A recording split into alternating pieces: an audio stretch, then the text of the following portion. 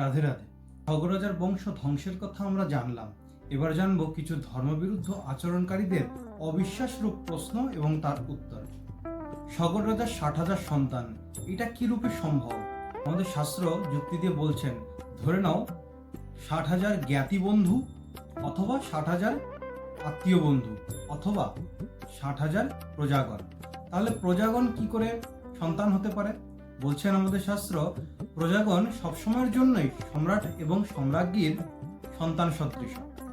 অথবা সগর সন্তানগণের যে বিরাট সৈন্যবাহিনী ছিল তার সংখ্যা ছিল 60,000। কপিল মুনির অভিশাপে সগর সন্তানগণ সেই 60,000 সৈন্য সমেত বিনষ্ট হয়েছিল। ধর্মবিরোধীরা এটাও বলছেন যে কপিল মুনির অভিশাপে কি করে 60,000 সন্তান ভস্মীভূত হয়ে গেল?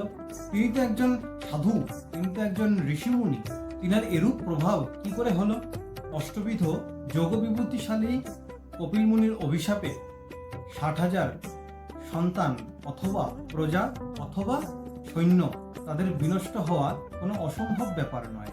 প্রাচীনকালে কালাগ্নি বিদ্যা সাধুদের আয়ত্ত করাই থাকে। এ যুগেও তার বিষয়ে কিছু না কিছু শোনা যায়। যেমন রামদাস কাঠিয়া বাবা এবং অন্যান্য সাধুদের জীবন কাহিনীতেও আমরা এই বিদ্যার প্রয়োগ জানতে পারি। তবে এই যোগীদের ক্রোধ, মহাপুরুষদের ক্রোধ প্রাকৃতিক দুর্যোগ বিষয়েও প্রয়োগ করা হয়। প্রাকৃতিক দুর্যোগ বলতে প্লাবন, মহামারী, ঝঞ্ঝাবাত, দুর্ভিক্ষ ইত্যাদি। সগর পুত্রগণের ক্ষেত্রেও সম্ভবত এইরূপই কিছু একটা হয়েছিল। রাধে রাধে।